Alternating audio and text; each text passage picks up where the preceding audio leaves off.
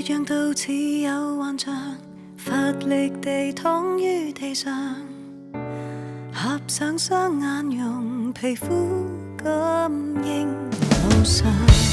這裏有過你，未及到離場，被你的氣味築起了圍牆，從頭再呼吸，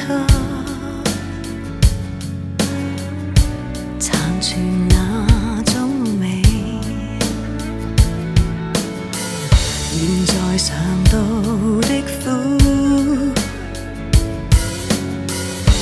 從前是最動人甜味，舊事物充斥空氣內，一呼一吸都有害。床邊有你，廳有你，進出於腦海，寂寞充斥空氣內，亦不吸入來，寧願閉氣吸進你，會沾濕眼袋。